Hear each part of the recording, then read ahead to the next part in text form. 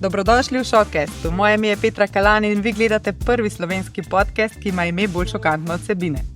Zelo sem vesela, da je danes v moji družbi moj novinarski kolega, tudi tukaj sodelavec naše medijske hiše, novinar, svetovljan, popotnik in človek z res odprtim srcem. Te dni pa v domove Slovencev prinaša svoje zgodbe z enega takega posebnega popotovanja, o katerem verjamem, da bova tudi danes veliko govorila. Z mano je Tomaž Mihelič, lepo pozdravljen. Draga moja, lepo pozdravljena. Hvala, da me gostiš. Na drugi strani je vedno malo bolj vznemirljivo in v tvoji družbi sem sproščen kot že dolgo ne. No, sva že prej omenila, jaz si rekel, da si raje na moji strani. Sem raje. Si spraševalec. Ja, čeprav ljudje mi ne verjamejo, ker imajo občutek, da se veda nekdo, ki se oblači v perje in bleščice, da uživa v pozornosti javnosti, ampak ko enkrat začutiš in izkusiš privilegij, ko si lahko doma in ustvarjaš za kamerami z neravno urejeno pričesko, to je ena posebna vrsta svobode. Ne? Ki si jo občutil. Ne? Zdaj pa 3 predmete, prosim, vsakega gosta, če jih prinese. Tvoji so taki zelo barvno usklajeni, sva pregotovila, ne? A veš, da sem razmišljal in potem, ko sem jih dal na kup, sem rekel, pa modonce, no, pa bilo bi malo bolj, vsaj barvno bolj pester, vse je v rdeči, tako kot pri meni doma, vse je v rdeči. In prva je seveda tale knjiga, 33, najbolj sveže branje za poletje, upam, da si bojo ljudje to vzeli kot eno tako sproščeno čtivo ali pa tudi bolj poglobljeno, zato ker je dejansko ena taka večplastna knjiga tole, o kateri bova danes kako besedo rekla. Ja, zagotovo. Potem tukaj, to sem si sposodil od tele Doroteje, ki je šla iz Kanzasa k čarovniku v Oz. Ta drugo sem pustil doma za vsak slučaj, ker pa veš polk obsvetem, da ne midva se preseliva kam na kakšne Maldive, da bi naju šefi zadavli. Tako da to je tale čolniček, Swarovski, 22 let je že star, pa na temle skoraj da noben kamenček ne manjka. Potem je pa tukaj še rdeča ogrlica, ki sem jo dobil od mojih Masajev iz Afrike. Afrika ima pa tudi posebno mesto v tvojem srcu, ne? Ima, že od malega. Od nekdaj sem si želel biti črn. Od malega. To sem prebrala v enem izmed intervjujev. Ta fascinacija, ni mi bilo jasno, verjetno zaradi te estetike, ker so za mene popolni ljudje. Potem pa, ko prideš enkrat dol v to črno Afriko, jaz sem bil velikokrat na severu Afrike, ki pa je povsem drugačna kot ko prideš enkrat dol Kenija, Tanzanija, in mi je bila lani dana priložnost, da sem šel čisto, kak bi človek rekel, na dopust. Turistično, kot en tak razvajen belček, na Zanzibar se že to tako sliši, tako malo mondeno, čeprav ko dol prideš, vidiš, da je vse prej kot mondeno, ne? Ker ljudje živijo v grozljivem pomanjkanju, za katerega smo pa krivi mi belci, ker še vedno ropamo. Bom kar govoril kot mi, ker pač s tem, kar počnemo in nismo dovolj glasni, podpiramo, tudi tisti, ki molčijo, v bistvu so udeleženi in so krivi vsega gorja, ki se dogaja po svetu.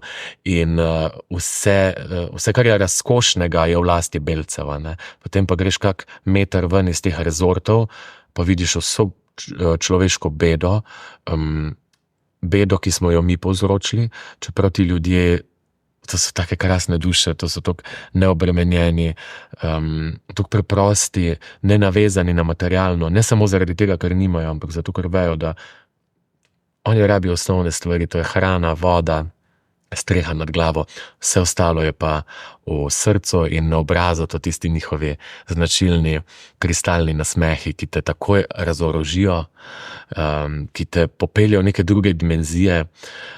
Vsi Evropejci, ki pridemo dol, si želimo, da nas strežejo z vseh strani, čudijo se ljudje, zakaj tam vsi tako počasi hodijo, ker pač mi smo vendarle nacija polnih riti, da tako rečem, vsega imamo na pretekane, nam se zdi samoumevno, da ko odpreš pipo, da vam priteče voda, pa ne samo hladna, tudi topla voda, ne?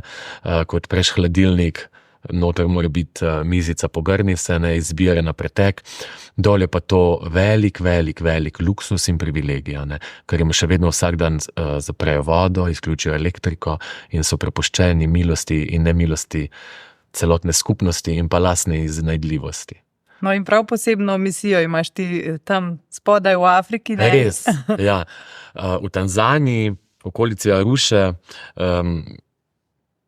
je ena krasna vasica, kjer so še bolj krasni ljudje, v osrčju narave in sem se odločil, da bom jaz tem ljudem malo spremenil življenje, ne? Predvsem, da jim dam upanje, da belci niso samo tisti zlodeji, ki pridejo in vzamejo, ampak tudi prinesejo kanček upanja, ni veliko, ampak da imajo neko prihodnost, kajti šolanje, izobrazba v Afriki je zelo, zelo pomembna. Zaradi tega, ker belci ne investiramo v to, ker nočemo, da razmišljajo svojo glavo, ne hočemo, da so zaslepljeni z bogovi, da ne razmišljajo o vsem tem krutem, kar se okoli njih dogaja, ampak da se samo borijo za vsakodnevni kruh, ki je pa pri njih zelo, zelo tenek, ne.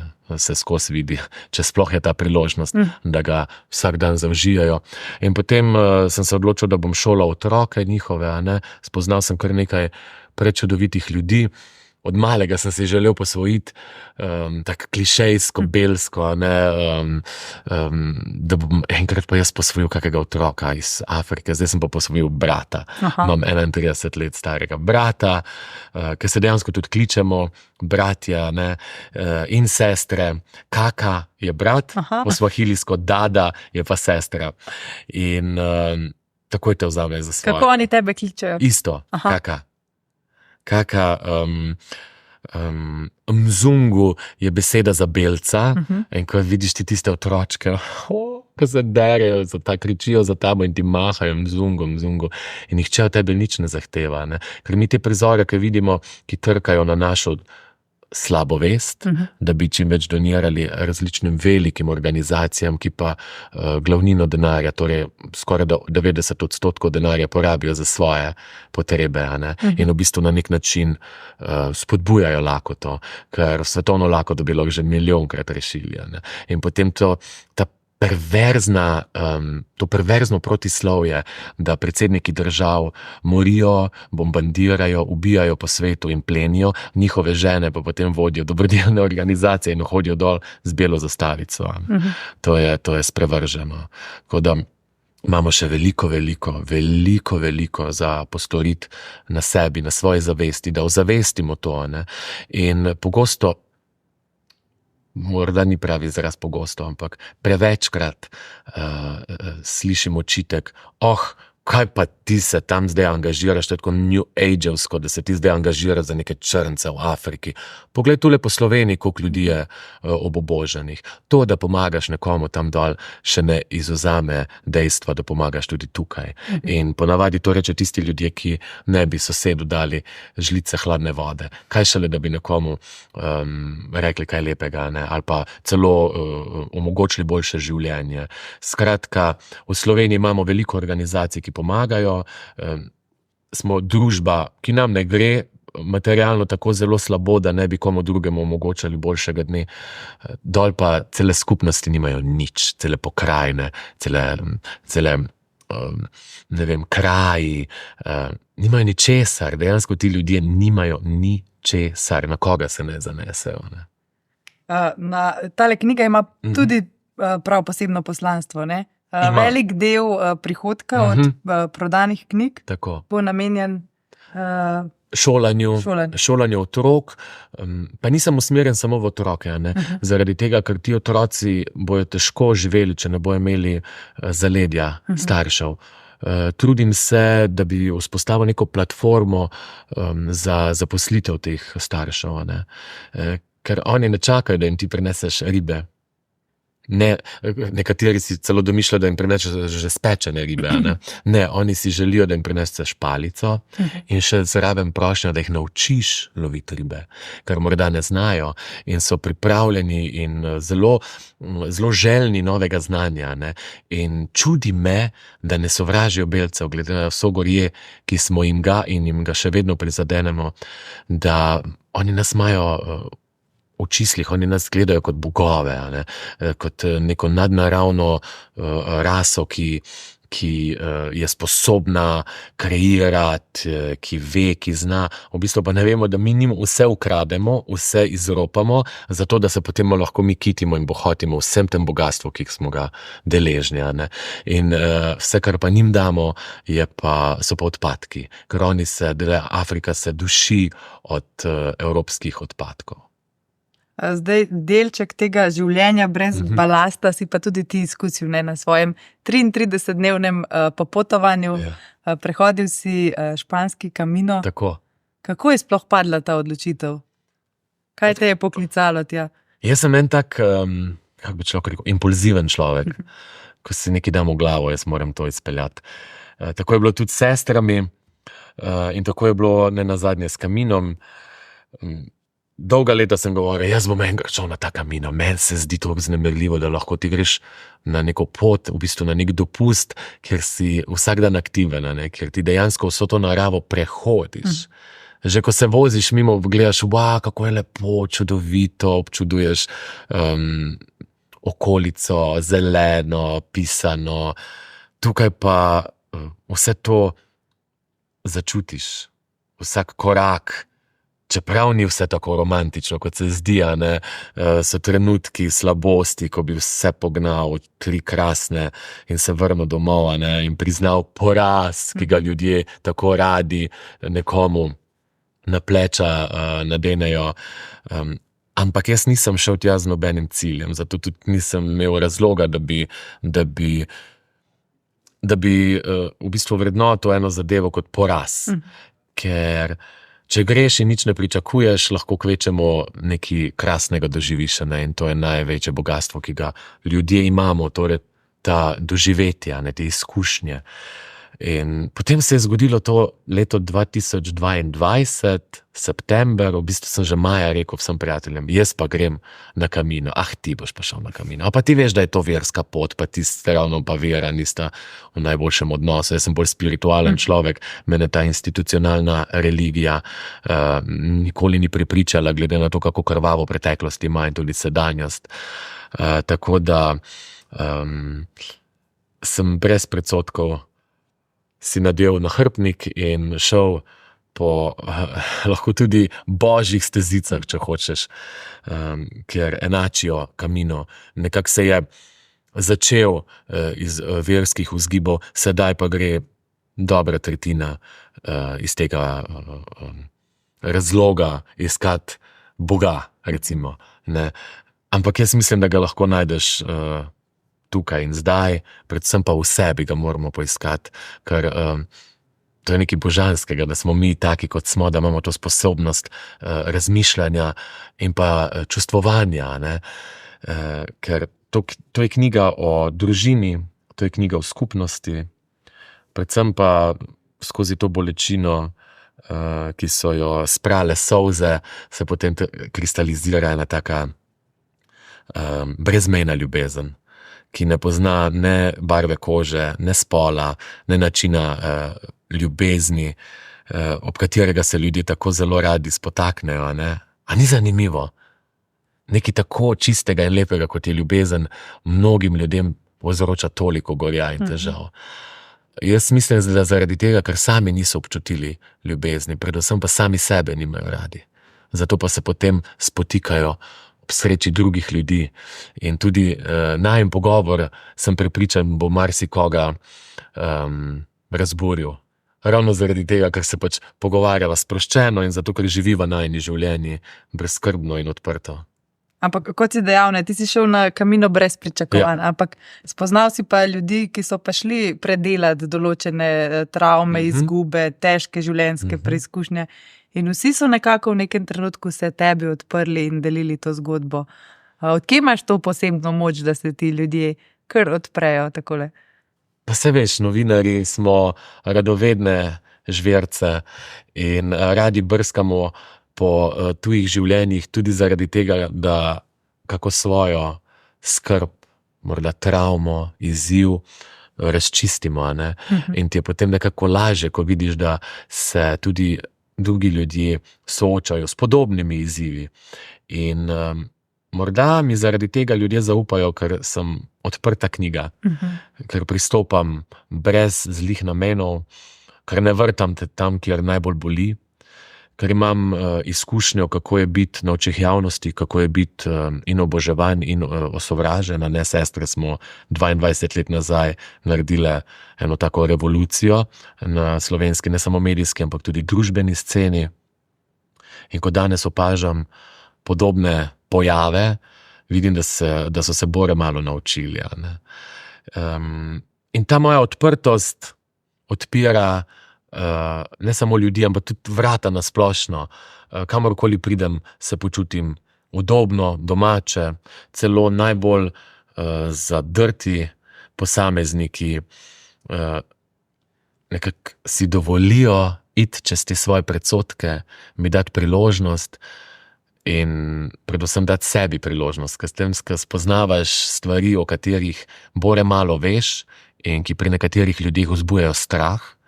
Ker pač strah je nekako največji hromitelj čustev, ne, in kreativnosti, ker če te je strah, ne upaš poizkusiti to, kar bi si strastno želel. In potem, ko enkrat to narediš in vidiš, da ljudje, ki imajo drugačna mnenja, ti nočejo nič slabega, ne, kvečemo lahko od njih kaj povzameš in je tvoje življenje bolj bogato. Tako radi govorimo o drugačnosti, jaz sovražim to besedo, ker je tako neumna beseda, ker je vse je drugačno. Jaz imam raje različnost, ne ta raznolikost, ki nas kot družbo bogati. Ne vem, ljudje se bojijo mavrice. Če bi bila mavrica črna in bela, dvomim, da bi bili vsi tako navdušeni nad tem pojavom na nebu. Mi se navdušujemo zaradi tega, ker ima toliko barv. In mavrica je simbol miru, simbol ljubezni in povezanosti. In dajmo jo kot tako tudi vzeti. Si bil pa že od nekdaj tak dramatičen je bil že tvoj prihod na svet, lahko preberemo na koncu knjige. Popkovina se ti je ovila okoli vratu. Skoro sem se završil. In od takrat naprej kar stopnjuješ to dramatično. Ja, seveda. Nisem ravno nek mlačen človek. No. Lahko sem ledenka Aljaska ali pa vroč kot lava. Zato morda tudi ta moja obsedenost z rdečo barvo, življenje, ta joie de vivre, ta strast, ljubezen do življenja in pa zakaj bi poenostavili, če lahko življenje malo bolj zakompliciramo, ga malo olepšamo, naredimo malo bolj kičastega, stvari, ki so pisane, vzbujajo pozitivna občutenja, vsaj pri meni, tudi pri otrocih. Otroci imajo radi barve, otroci nimajo predsodkov, na ta svet pridejo kot nepopisan list in potem je od staršev in od družbe odvisno, kaj bojo na ta res prekrasen, čudovit list narave napisali, kaj bojo vklesali vanje. In na srečo sem obkrožen z ljudmi, starši, ki so že sami po sebi čudoviti in potem, ko dobijo priložnost, da lahko izživijo to svoje starševsko poslanstvo, čudovito vzgajajo otroke. In vedno več je otrok, ki se jim zdi samoumevno, da je svet pisan.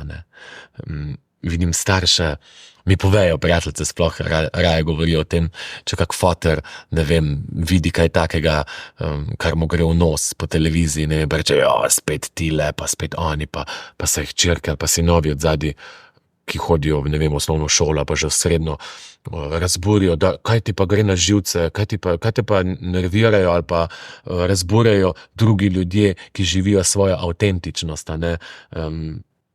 Zakaj bi bilo tvoje življenje prikrajšano, če nekdo živi in uživa v svojem življenju. Jaz tega ne razumem. Jaz tudi ne razumem, zakaj ljudje čutijo potrebo, da toliko blatijo druge, da toliko pljuvajo, ta svoj gnev izlivajo v raznih komentarjih, najraje seveda pod psevdonimi, zaradi tega, ker si pač ne upajo pokazati svojega obraza. Ali pa sploh nimajo obraza. Ne? In v bistvu je življenje zelo preprosto, ampak ljudje smo komplicirana bitja in radi otežimo okoliščine bivanja. Ne? Dramatičnost pa doda neko začimbo. Jaz zelo rad kuham in nekako že vnaprej predvidim, katere začimbe bi morda šle skupaj. Pa najraje kuham brez receptov. Spontano. Spontano, ja. In tako kot je življenje, tako kot začimbe dajo neke dimenzije hrani in iz hrane na plano privlečajo tiste pristne okuse, tako tudi sicer so ljudje, mi smo začimbe na tem svetu. Zato dajmo sodelovati, dajmo se povezovati, ker samo skupaj lahko ustvarimo res nekaj krasnega, eno čudovito, dobro, slastno jed ali pa en prečudovit okus, ki bo ostal, ki bo koga spomnil na nekaj lepega in predvsem, ki ne bo nikomur zagrenil življenja. Zdaj moram priznati, zadnjič, ko sva šla s kolegico na predstavitev tvoje knjige, tako veliko ljudi na enem kupu, pa res še nisem videla, da bi prišli na predstavitev knjige in vsi tako veseli zate. Nekaj v življenju si vseeno naredil prav, da imaš tako skupnost in toliko ljudi okoli sebe, ki te podpirajo. Te je bilo kaj strah, da bo, ne vem, na pol prazna dvorana, bo sploh kdo prišel? Kakšni so bili občutki, potem, ko si videl vse te ljudi?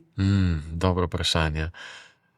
Predvsem, že prej sva o strahu, seveda so pomisleki. Jaz se trudim strah pretvoriti v vznemirjenje. Tudi svoje varovance, kot modni agent, se ukvarjam z mladimi puncami in fanti in jim želim odvzeti ta strah in jim ga pretvoriti v vznemirjenje, ko mi čakajo, zakaj so potem tukaj? Zakaj bi jaz se šel en tak projekt, če bi mene bilo česa strah? Predvsem mi ne bi bilo vse eno, ker vem, da si ta knjiga zasluži nek odziv, želim si, da pride do ljudi, ker so noter res pomembne izpovedi. Se mi zdi, da je to en tak skupek sveta združen na teh, kolikih imava, skoraj 300 strani. No in 15 do 18, torej 3/4/6, je bila dvorana še skoraj prazna. Bili so pa moji starši, pa moja soseda Sergeja. In sem si rekel, moji so prišli, tudi če bo vse prazno, za tiste, ki jim je namenjeno, tisti so tam. In sem se šel eno nadstropje višje v centru Rok, je bila predstavitev v kavarni Specialka in potem sem se šel hitro preobleči. In ko sem prišel dol, jaz nisem mogel verjeti svojim očem, pa prvo sem še rekel, verjetno smo eno nadstropje zgrešila, grem pogledati kam drugam, ker prej bilo še vse prazno. In je bilo res toliko ljudi, predvsem pa toliko srčnih, krasnih ljudi, ki jih imam neskončno rad. Že na začetku so me emocije prevzele in sem se moral brzdati, da ne bi ljudje rekli, pogled to patetiko. Čeprav sem s tem razčistil, jaz se rad jočem, najraje jočem od sreče, ker dovolj je bilo solz, bolečine, gorja, ki so nam ga prizadejali drugi ljudje, zaradi tega, da bi sebe nekako povzdignili. Ampak, ko sem zagledal vse te ljudi, tam so bili otroci, tam so bili kužki, tam so bili ljudje z težjimi življenjskimi pogoji, invalidi, tam so bili še duhovnike prišel, tam je bilo taka pisana druščina, predvsem pa se je občutila neka povezanost.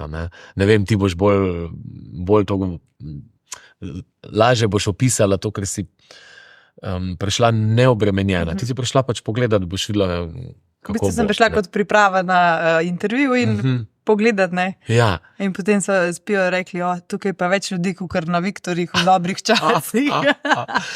Super. In predvsem ti ljudje so res podprli en tak, bom rekel, srčni projekt. In knjig je skoraj zmanjkalo, skoraj da smo zadnje tam. Ja, res je pili. bilo, vse je rekla Petra iz založbe Petra Škarja, to je ena taka čista dušica, sem to hvaležen, da sem jo spoznal.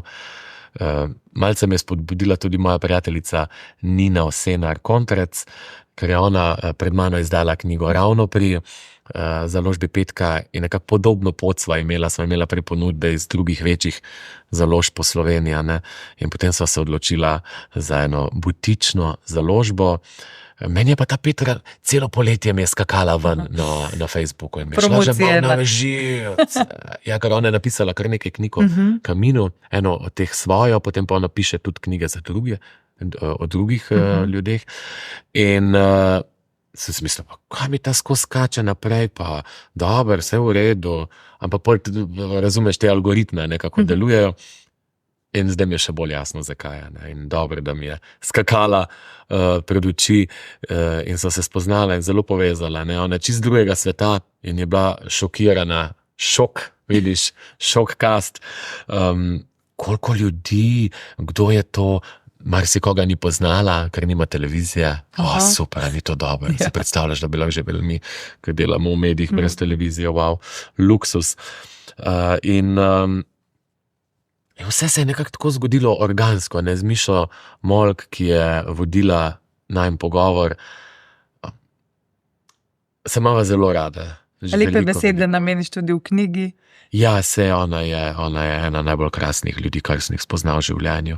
Tok je močna, izjemna, pokončna, inteligentna, čudovita, načelna, sposobna ženska in take so včasih kurili na grmadah, ne.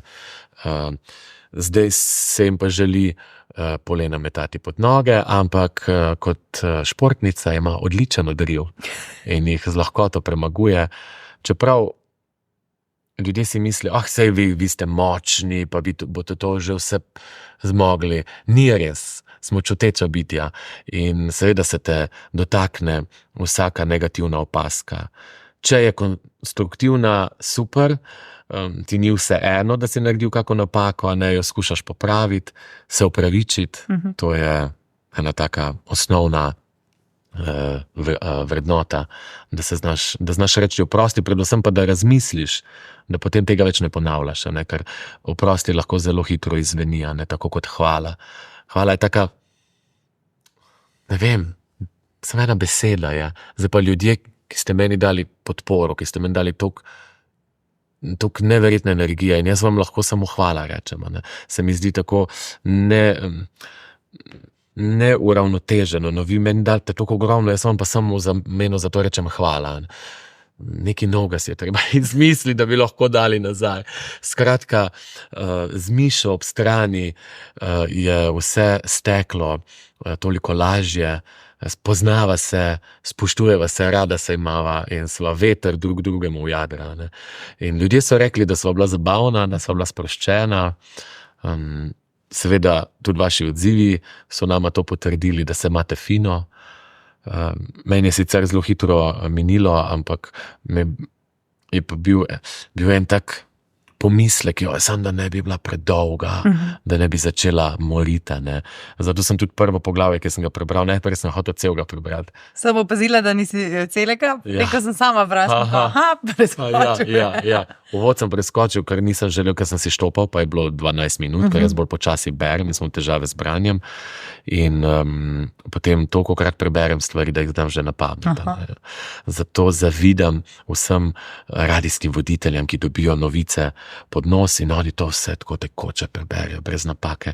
Jaz sem se pa vedno, kadar je učiteljica slovenščine pa profesorica klicala v osnovni in v srednji šoli, kdo bo bral, sem jaz potem tako od spodaj pod mizo zlezel, ker so se vsi smejali, ker sem ne začel brati, ne, meni pa ni bilo do smeha, meni je bilo pa strašansko sram. Ker ni mi bilo jasno, pa se nisem neumen, kaj je zdaj z mano narobe, zakaj meni te črke beži, pa ne bežijo, ne kot dislektika, ne, ampak zdaj vem, ko dobiš ne vem, definicijo, kaj pomeni to ADHD, ne. Seveda ne želim zlorabljati tega, ker vsak je zdaj, eni so alergični na gluten, nekdo na laktozo, kot da je to zdaj ena modna muha, ne, ampak ADHD je po moje življenje prišel kot ena pomiritev, nič ni narobe s tabo. Zdaj, kako pa si potem prišel v ta svet medijev? Te zgodbe pa ne poznam, oziroma nisem nikjer zasledila, kako je mali Tomaž prišel potem pod žaromete. Od nekdaj si rad nastopal, bil v središču pozornosti. Ja, od malega. Kdaj pa je bil tisti ključni moment? No? V bistvu, ko nazaj pogledam, koliko ima življenje za tebe pripravljenih enih povezav, pa enih zanimivosti, pa potem nekih naključij, od malega. Pač naš pa rad poje, pa nastopa, bo pa naš neki zapel, pa vedno mi je bilo najbolj nerodno nastopati pred domačimi ali pa pred malo družbo. Ne? Več kot jih je bilo, bolj je bilo sproščujoče. Potem so se pa začeli razni osnovnošolski zabavno-glasbeni festivali, Korajža velja, tam sem v Radlah nastopil in zmagal, pa potem te karaoke, ki jih imela Deja Mušiča, ne, to je bilo posebno doživetje, tam sem dvakrat, to mi je bil kot uvod v srednjo šolo, ker sem tudi tam osvojil prvo mesto in to dvakrat in te potem tudi sošolci malo drugače, v bistvu bolj resno te vzamejo, da to, s čimer se ukvarjaš, ti ni vseeno za to, ne, da daš velike energije, vložiš v eno izraznost, kot je glasba, pa preoblačenje v barve. Meni so vedno bili všeč Indijanci, sploh za maškare, ko mi sem čakal, da bi bile maškare, ampak sem imel to srečo, da je mami šivilja in sem lahko bil maškare vsak dan. Saj sem še vedno maškare, saj smo vsi maškare, vsi se non-stop preoblačimo v neke nove kostume in obleke in make-upe in karakterja, ne. In tako je prišlo pevski zbor, pa dramski krožek, pa športne aktivnosti. Sem velik ljubitelj športa, upam si trditi, da sem eden izmed večjih, bolj glasnih navijačev, čeprav najraje doma, ker ta množica te posrkava se in ne vidiš toliko detaljno, kaj se na igrišču dogaja. Vstajam zjutraj ob 2, 3, če je potrebno. Zdaj se tudi posnamem, vidiš. Posnamem se, euforičen, ker vidim, da to ljudi zabava. In da ljudje, sploh zlasti ženske, ki po nekem prepričanju niso najbolj navdušene nad recimo nogometom pa kakim drugim kolektivnim moštvenim športom, jih spodbujam, da lahko tudi skozi humorno plat pogledajo na športa. Ne? In potem prijateljice, ki k meni pridejo in si mislijo, spet bomo šport gledali, v bistvu zelo uživajo, ker ne gledajo šport, ampak gledajo mene, kako jaz noter bi skočil in pomagal našim, da bi zmagali. Ne? In sem tudi eden tistih klasičnih navijačev, ne? Ki tudi bentim, pa kaj vržem kam, ne v televizor. Nisem toliko pretegnjen, da bi si uničil nadaljne užitke ob gledanju športa, ne. Ampak preklinjam, pameten sem, couch trener, ne, kaj bi mogel kdo narediti, v bistvu si pa mislim, da bo ti udala 2 levi roki imaš, sam navijaja, ne, ampak nikoli pa si ne bi drznil, da bi šel zdaj jaz na Instagram ali pa Facebook in od spodaj pisal, tale je pa zastral, tale je pa zgrešil gol.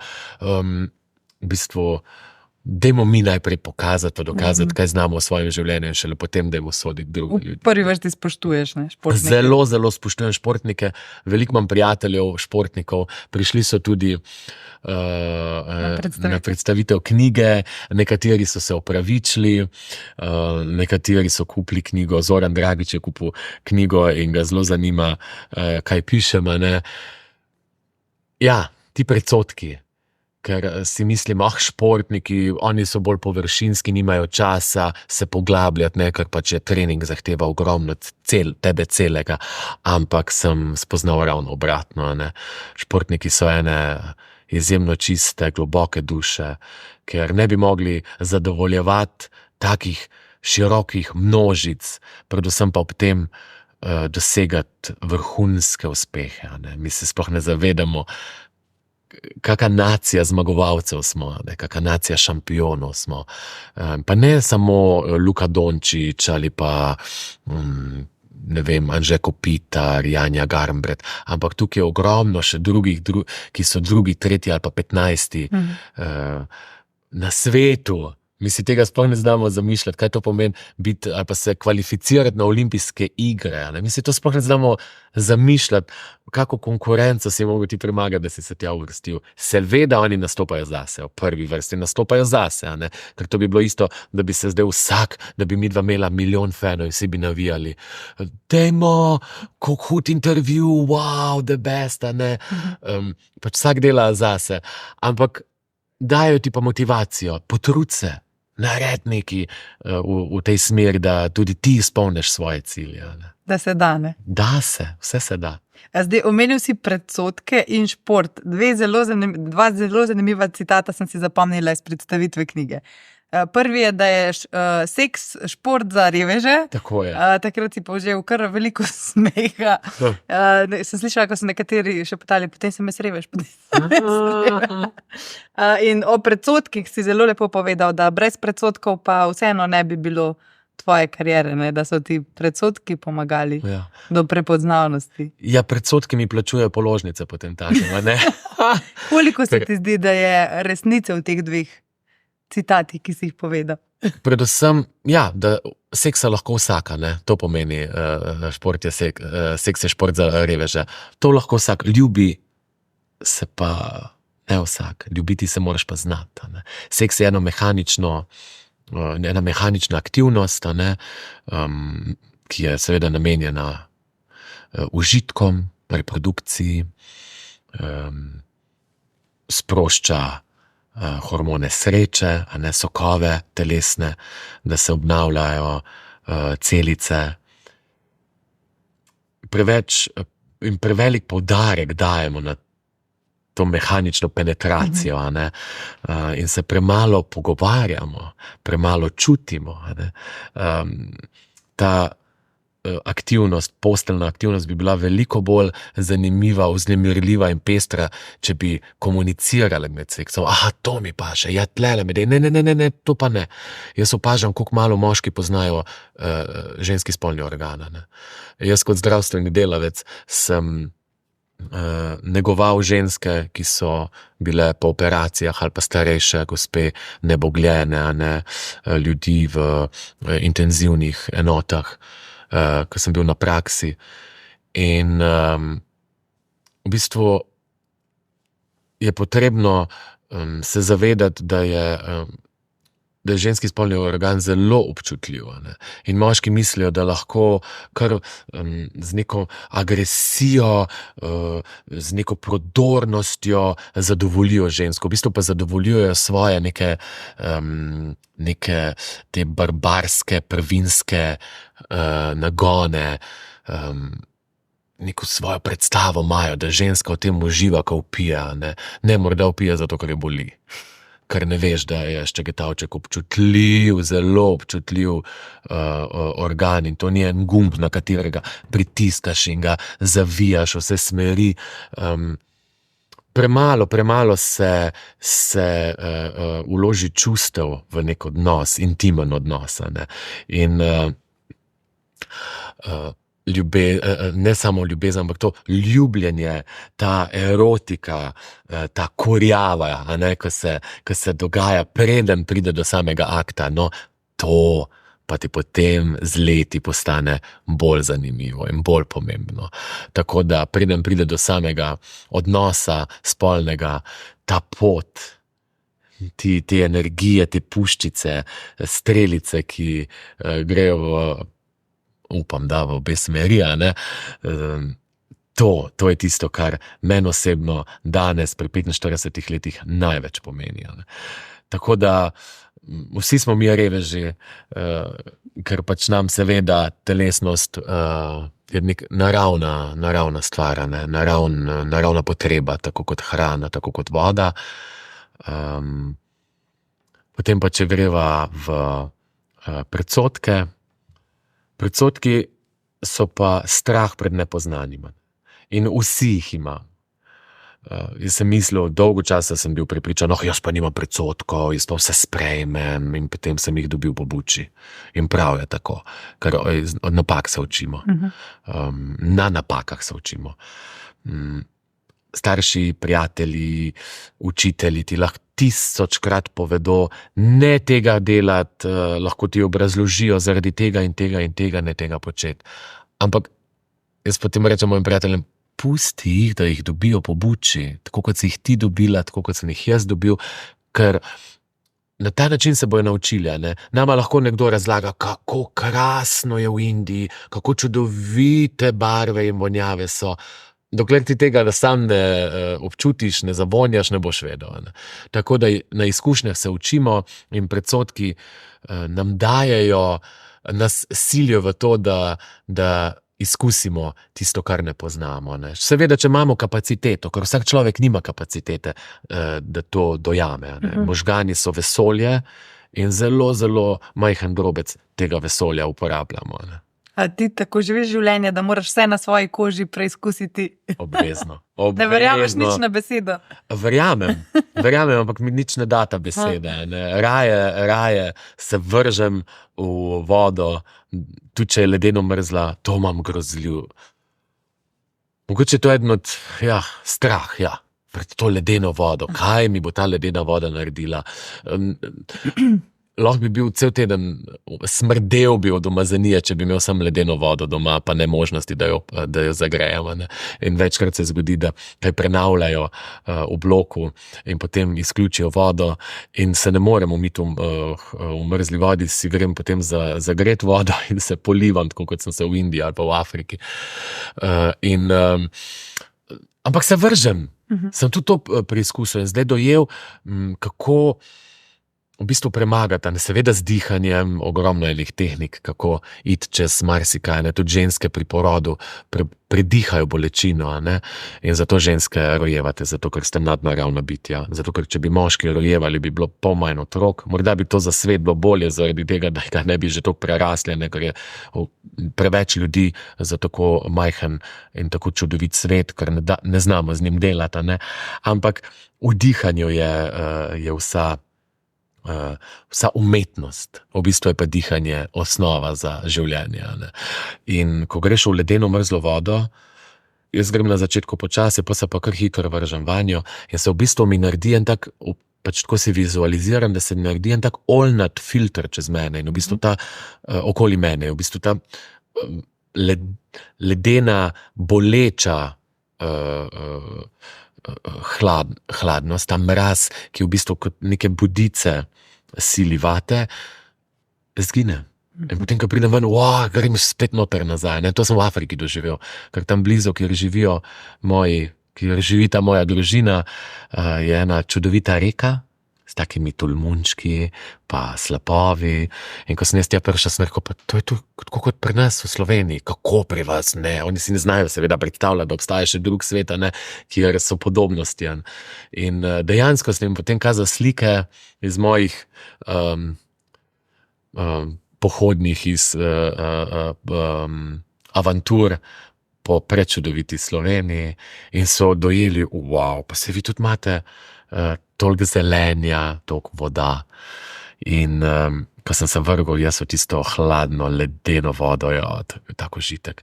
In te dejansko pred rami zbudite in sem rešil ta predsodek, da se je treba spustiti v nekaj, česar ne poznam, ali pa v nekaj, kaj mi vzbuja odpor.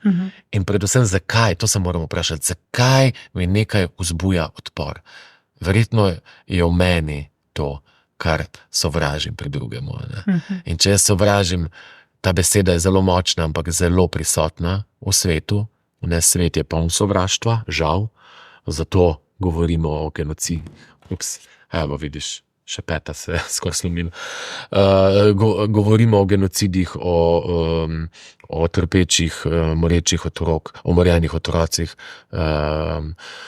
Grozne zgodbe se odvijajo po svetu.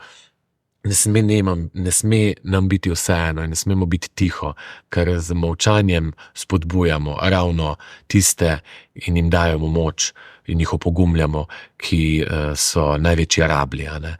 In lahko bi se imeli tako fajn, to bi nam lahko bilo vsem lepo, če ne bi bilo toliko sovraštva do stvari, ki jih ne poznamo. Ne? Torej, teh predsodkov, ki pa na eni strani ljudi omejujejo, ker nekdo, ki ima predsodek, pomeni, da je prikrajšan za to, da bi spoznal morda tega človeka, morda mu bo ta človek rešil življenje, morda mu bo odprl obzorja in bo našel to svetlobo, po kateri tako hrepeni, zaprt za 4 zidovi, skrit za tistim psevdonimom in samo negativnosti gledajo ljudje in potem seveda so negativno nastrojeni. Ne? In jaz sem kar eden od bolj glasnih ljudi. Ni mi vseeno, zato ker se dogaja okoli nas. Ne verjamem v politiko, ker ne verjamem. Grem na volitve, čeprav ne verjamem, da volitve karkoli lahko spremenijo, zaradi tega, ker če bi... So te kdaj vabili v politiko? Ja, velikokrat, ja. Ampak politika je kurba. In koliko denarja daš, toliko emocij dobiš, ne, lažnih seveda. In vedno si na napačni strani. Predvsem pa, če bi volitve res imele moč in kaj spremenile, jih ne bi bilo. Ker kapital je sveta vladar. Obožujem Vedrana Rudan, ki pravi, da 5 Coca-Col jebe cel svet. To pomeni, da 5 multinacionalk ima v roki ves kapital sveta, ne? In upravlja z nami kot z enimi figurcami ali pa s temi marionetkami, ne? Na nitkah. Jaz pa razmišljam svojo glavo, ne nasedam teoretikom zarote, želim se poglobiti, želim vedeti, od kje pride vir informacije. Pač uporabljam levo in desno roko in se ne usmerjam na nobeno stran, zaradi tega, ker vsaki politični struj je v interesu, da podpira določen družbeni pojav, ravno zaradi tega, ker vejo, da nagovarjajo tiste ljudi in bojo tistih potem dobili glasove. Sem pa absolutno prepričan, da jim je figo mar za kvaliteto življenja teh ljudi. V nasprotnem primeru bi nam vsem šlo veliko, veliko bolje in ne bi rabili zbirati zamaškov na smrt bolne otroke, kar se mi zdi ena največjih perverzij in svinjarij moderne dobe. Ne? Da se moramo mi angažirati, da pomagamo ljudem v stiskah. Ne? Vse to je lepo, to je super, sočutje to vzbuja, ne? Ampak te osnovne človekove potrebe bi pa vendarle morale biti zagotovljene strani političnih veljakov. Ampak ti vseeno, korak za korakom vseeno spreminjaš delček skupnosti, ne? Tukaj v Sloveniji in v Afriki. Ni zanemarljivo to tvoje delovanje. Preden zaključiva najin pogovor, jaz mojemu gostu vedno pripravim 3 take časopisne naslove, da malo še sprostiva tole vzračje, ki so plod moje domišljije, pa pokomentirava z gostom, če bomo kdaj to o njemu brali. Ne? Aha, super. Takole, prvi naslov je takšen. Tomaž Mihelič mahal slovo, seli se na Zanzibar.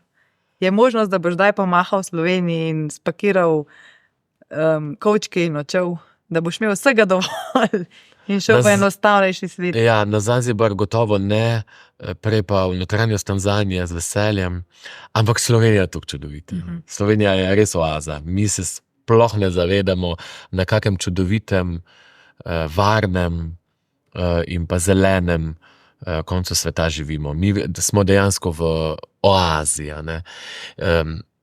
Jaz sem človek, ki ima rad različne izbire. Ne? Zato se ne bi omejeval, da bi se poslavljal, sovražim slovesa, meni je to tako grozno. Ampak rečem, kmalu se vidimo. Čas je pa relativna stvar in kmalu lahko pomeni čez 10 let, lahko pomeni naslednji dan, ali pa recimo zdaj tako malo abstraktno v naslednjem življenju, čeprav ne verjamem v to. Ker ljudje, ki se zanašajo na naslednja življenja, sem prepričan, da ne uživajo to življenje, to enkratno kreacijo, ki nam je dana v tej obliki do popolnosti. Ne? Tako da Selitve ne bo. Selitve ne bo, Zagotovo ampak pa za nekaj veliko časa. Ja, potovanj, to pa ja. Pa poleg, jaz imam zelo rad Ljubljano. Ljubljana mi je mesto, ki mi nudi vse in tudi mesto, ki mi je dalo izraz, možnost, da se izrazim, da se najdem. Ne, jaz nisem šel na Camino se iskati, ampak sem šel iz mojih čudovitih rodnih Radelj ob Dravi v Ljubljano, kjer je bilo več priložnosti, da lahko razvijem svoje interese, rečemo temu talente. Poleg Ljubljane pa obožujem Dunaj in pa Berlin. Torej, drugi naslov. Prihaja nova knjižna uspešnica Tomaža Miheliča. Že kaj tipkaš, te že kaj prsti servijo? Zdaj si ugotovil, ne, da to že veš, da imaš velik talent, ampak tudi v taki knjižni obliki so ljudje navdušeni. Ja. Kaj lahko pričakujemo izpod tvojih prstov? Ja. Upam, da kaj koristnega še. Ljudje marsikdo ne ve, da ni stvar samo tega fizičnega procesa tipkanja, ne?